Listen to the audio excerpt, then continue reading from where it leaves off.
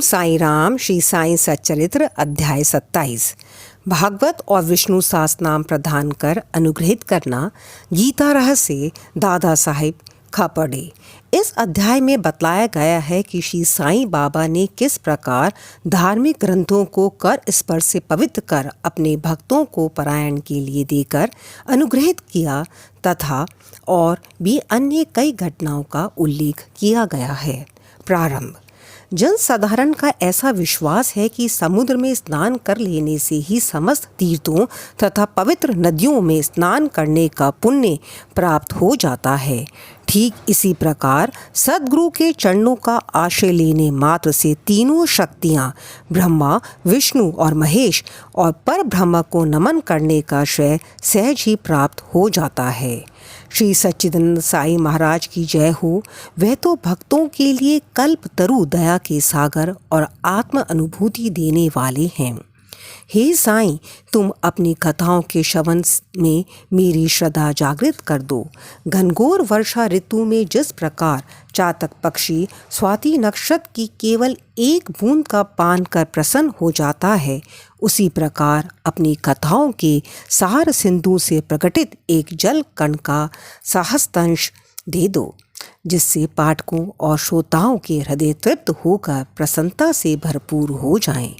शरीर से स्वेद प्रवाहित होने लगे, आंसुओं से नेत्र परिपूर्ण हो जाएं, प्राण स्थिरता पाकर चित्त एकाग्र हो जाए और पल पल पर रोमांच हो उठे। ऐसा सात्विक भाव सभी में जागृत कर दो। पारस्परिक वैमनस्य तथा वर्ग अपवर्ग का भेदभाव नष्ट कर दो, जिससे वे तुम्हारी भक्ति में सिसकें, बिलखें और कंपित हो उठें। यदि ये सब भाव उत्पन्न होने लगें तो इसे गुरु कृपा के लक्षण जानो। इन भावों को अंतकरण में उदित देखकर गुरु अत्यंत प्रसन्न होकर तुम्हें आत्म अनुभूति की ओर अग्रसर करेंगे। माया से मुक्त होने का एकमात्र सहज उपाय अनन्य भाव से केवल श्री साईं बाबा की शरण जाना ही है। वेद वेदांत भी माया रूपी सागर से पार नहीं उतार सकते। यह कार्य तो केवल सद्गुरु द्वारा ही संभव है। समस्त प्राणियों और भूतों में ईश्वर दर्शन करने के योग्य बनाने की क्षमता केवल उन्हीं में है। पवित्र ग्रंथों का प्रदान। गत अध्याय में बाबा की उपदेश शैली की नवीनता ज्ञात हो चुकी है। इस अध्याय में उसके केवल एक उदाहरण का ही वर्णन करेंगे। भक्तों को जिस ग्रंथ विशेष का पारायण करना होता था, उसे वे बाबा के कर कमलों में भेंट कर देते थे, और यदि बाबा उसे अपने कर कमलों से स्पर्श कर लौटा देते तो वह उसे स्वीकार कर लेते थे। उनकी ऐसी भावना हो जाती थी कि ऐसे ग्रंथ का यदि नित्य पठन किया जाएगा तो बाबा सदैव उनके साथ ही होंगे। एक बार काका महाजनी श्री एकनाथी भागवत लेकर शिरडी आए। श्यामा ने ये ग्रंथ अध्ययन के लिए उनसे ले लिया और उसे लिए हुए वे मस्जिद में पहुँचे। तब बाबा ने ये ग्रंथ श्यामा से ले लिया और उन्होंने उसे स्पर्श कर कुछ विशेष पृष्ठों को देकर उसे संभाल कर रखने की आज्ञा देकर वापस लौटा दिया। श्यामा ने उन्हें बताया कि ये ग्रंथ तो काका साहिब का है और उन्हें इसे वापस लौटाना है। तब बाबा कहने लगे कि नहीं नहीं, ये ग्रंथ तो मैं तुम्हें दे रहा हूँ, तुम इसे सावधानी से अपने पास रखो, यह तुम्हें अत्यंत उपयोगी सिद्ध होगा। कुछ दिनों के पश्चात काका महाजनी पुनः श्री एकनाथी भागवत की दूसरी प्रति लेकर आए और बाबा के कर कमलों में भेंट कर दी, जिसे बाबा ने प्रसाद स्वरूप लौटाकर उन्हें भी उसे सावधानी से संभाल कर रखने की आज्ञा दी। साथ ही बाबा ने उन्हें आश्वासन दिया कि यह तुम्हें उत्तम स्थिति में पहुंचाने में सहायक सिद्ध होगा। काका ने उन्हें प्रणाम कर उसे स्वीकार कर लिया। श्यामा और विष्णु सहस्त्रनाम। श्यामा बाबा के अतरंग भक्त थे। इस कारण बाबा उन्हें एक विचित्र ढंग से विष्णु सहस्त्रनाम प्रसाद रूप में देने की कृपा करना चाहते थे। तभी एक रामदासी आकर कुछ दिन शिरडी में ठहरा। वे नित्य नियम अनुसार प्रातःकाल उठता और हाथ मुंह धोने के पश्चात स्नान कर भगवा वस्त्र धारण करता तथा शरीर पर भस्म लगाकर विष्णु सहस्रनाम का जाप किया करता था और बहुधा इन्हीं ग्रंथों को ही पढ़ा करता था। कुछ दिनों के पश्चात बाबा ने श्यामा को भी विष्णु सहस्रनाम से परिचित कराने का विचार कर रामदासी को अपने समीप बुलाकर उससे कहा कि मेरे उदर में अत्यंत पीड़ा हो रही है और जब तक मैं सोनामुखी का सेवन ना करूँगा तब तक मेरा कष्ट दूर ना होगा। तब रामदासी ने अपना पाठ स्थगित कर दिया और वह औषधि लाने बाजार चला गया। उसी समय बाबा अपने आसन से उठे और जहाँ वह पाठ किया करता था वहाँ जाकर उन्होंने विष्णु सहस्रनाम की वह पुस्तिका उठाई और पुनः अपने आसन पर विराजमान होकर श्यामा से कहने लगे कि यह पुस्तक अमूल्य और मनोवांछित फल देने वाली है, इसलिए मैं तुम्हें इसे प्रदान कर रहा हूँ ताकि तुम इसका नित्य पठन करो। एक बार जब मैं बहुत रुग्ण था और मेरा हृदय धड़कने लगा, मेरे प्राण पखेरु उड़ना ही चाहते थे कि उसी समय मैंने इस सद्ग्रंथ को अपने हृदय पर रख लिया। कैसा सुख पहुंचाया इसने। उस समय मुझे ऐसा ही भान हुआ मानो अल्लाह ने स्वयं ही पृथ्वी पर आकर मेरी रक्षा की। इस कारण यह ग्रंथ मैं तुम्हें दे रहा हूँ। इसे थोड़ा धीरे धीरे कम से कम 1 श्लोक प्रतिदिन अवश्य पढ़ना, जिससे तुम्हारा बहुत भला होगा। तब श्यामा कहने लगे कि मुझे इस ग्रंथ की आवश्यकता नहीं, क्योंकि इसका स्वामी रामदासी एक पागल, हठी और अति क्रोधी व्यक्ति है जो व्यर्थ ही अभी आकर लड़ने को तैयार हो जाएगा। अल्प शिक्षित होने के नाते मैं संस्कृत भाषा में लिखित इस ग्रंथ को पढ़ने में भी असमर्थ हूँ। श्यामा की धारणा थी कि बाबा मेरे और रामदासी के बीच मनमुटाव करवाना चाहते हैं, इसलिए ही उन्होंने ये नाटक रचा है। बाबा का विचार उनके प्रति क्या था, यह उनकी समझ में ना आया। बाबा येन केन प्रकारेण विष्णु सहस्रनाम उसके कंठ में उतार देना चाहते थे। वे तो अपने एक अल्प शिक्षित अतरंग भक्त को सांसारिक दुखों से मुक्त कर देना चाहते थे। ईश्वर नाम के जाप का महत्व तो सभी को विदित ही है, जो हमें पापों से बचाकर कुवृत्तियों से हमारी रक्षा कर जन्म तथा मृत्यु के बंधन से छुड़ा देता है। यह आत्मशुद्धि के लिए एक उत्तम साधन है, जिसमें न किसी सामग्री की आवश्यकता है और न किसी नियम के बंधन की। इससे सुगम और प्रभावकारी साधन अन्य कोई नहीं।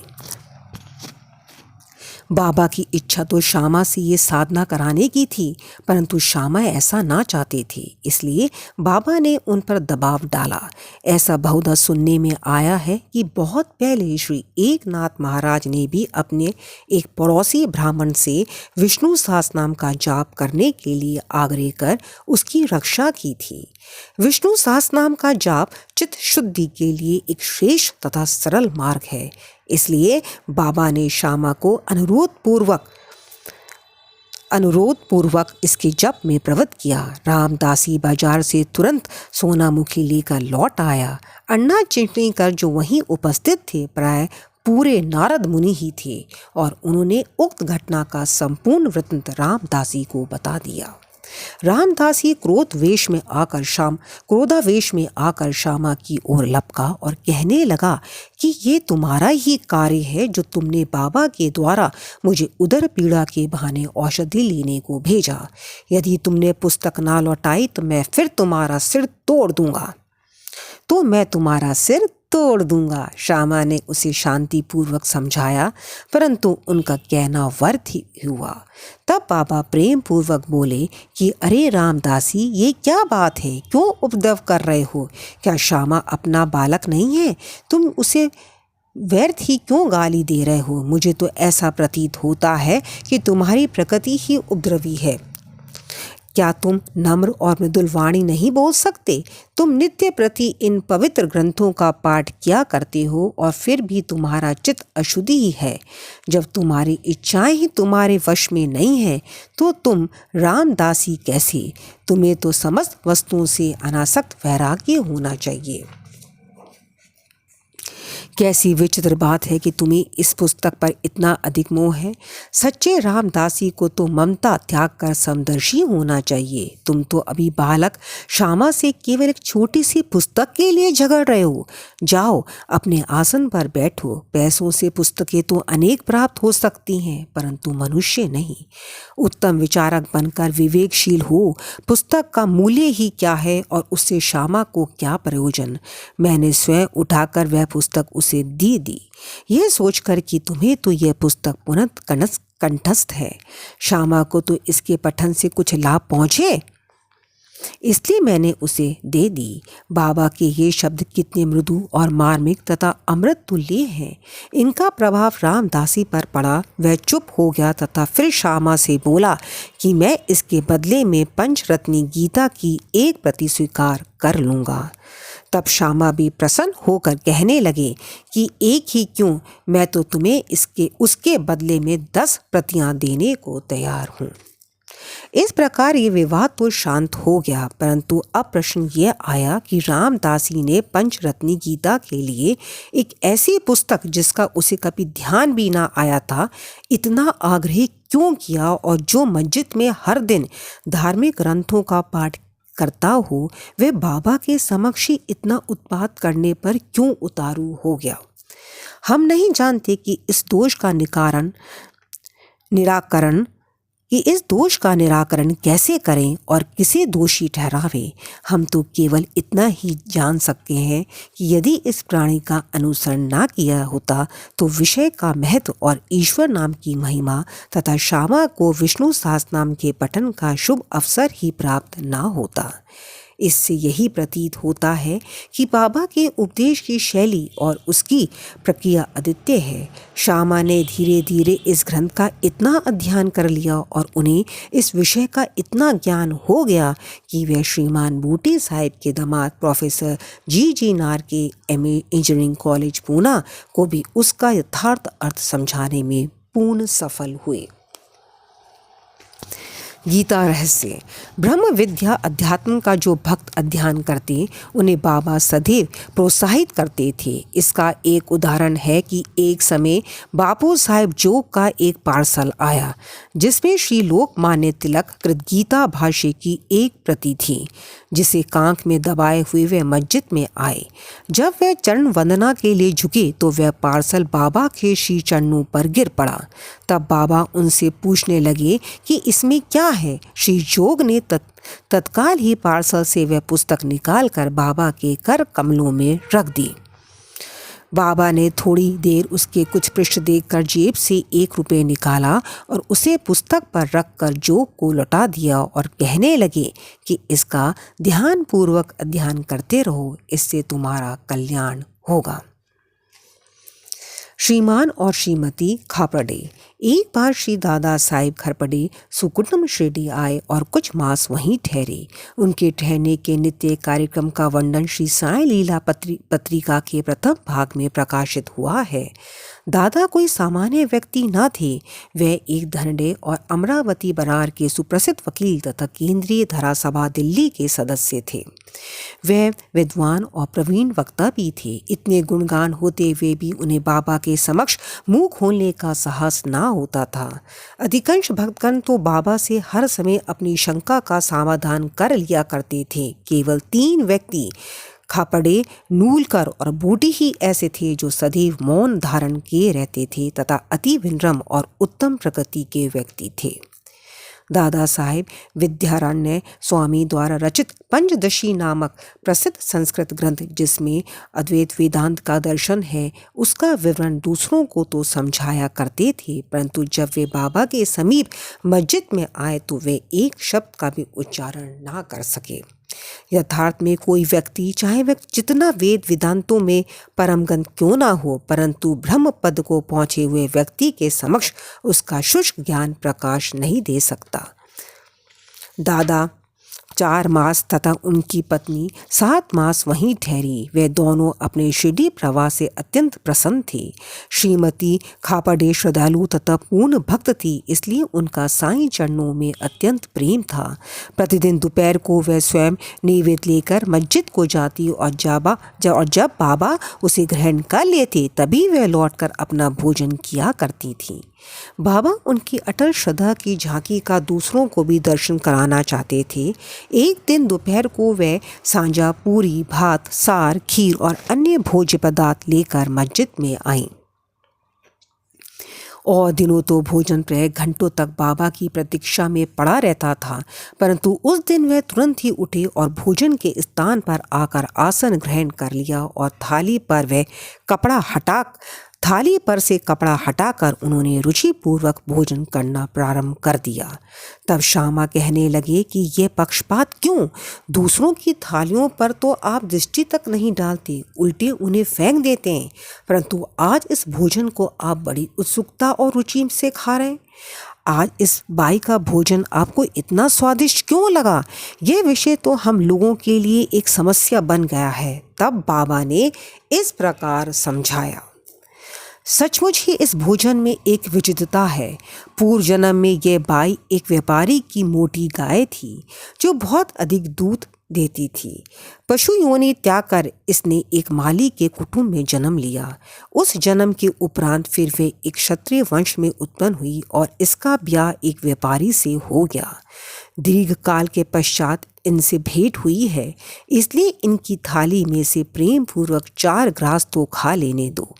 ऐसा कहकर बाबा ने भरपेट भोजन किया और फिर हाथ मुंह धोकर और तृप्ति की 4-5 डकारे लेकर वे अपने आसन पर पुनः आविराजे। फिर श्रीमती खापड़े ने बाबा को नमन किया और उनके पाद सेवन करने लगी। बाबा उनसे वार्तालाप करने लगी और साथ साथ उनके हाथ भी दबाने लगी। इस प्रकार परस्पर सेवा करते देखा श्यामा मुस्कुराने लगा और बोला कि देखो तो ये एक अद्भुत दृश्य है कि भगवान और भक्त एक दूसरे की सेवा कर रहे हैं।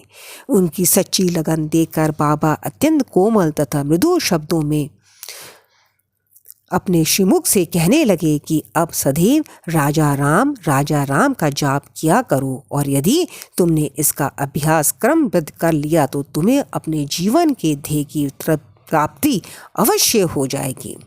तुम्हें पूर्ण शांति प्राप्त होकर आध्यात्मिक लाभ होगा। आध्यात्मिक विषयों से अपरिचित व्यक्तियों के लिए ये घटना साधारण सी प्रतीत होगी, परंतु शास्त्रीय भाषा में ये शक्तिपात के नाम से विदित है, अर्थात गुरु द्वारा शिष्य में शक्ति संचार करना। बाबा के वे शब्द कितने शक्तिशाली और प्रभावकारी थे जो एक क्षण में ही हृदय कमल में प्रवेश कर गए और वहाँ अंकुरित हो उठे। यह घटना गुरु शिष्य संबंध के आदर्श की द्योतक है। गुरु शिष्य दोनों को एक दूसरे को अभिन्न जानकर प्रेम और सेवा करनी चाहिए, क्योंकि उन दोनों में कोई भेद नहीं है। वे दोनों अभिन्न और एक ही हैं, जो कभी पृथक नहीं हो सकते। शिष्य गुरुदेव के चरणों पर मस्तक रख रहा है, यह तो केवल बाह्य दृश्य मात्र है। आंतरिक दृष्टि से दोनों अभिन्न और एक ही हैं, तथा जो उनसे भेद समझता है वह अभी अपरिपक्व और अपूर्ण ही है। श्री सद्गुरु साईनाथा पाणवस्तु शुभम भवतु। Om Sai Ram. Please like, subscribe and share please.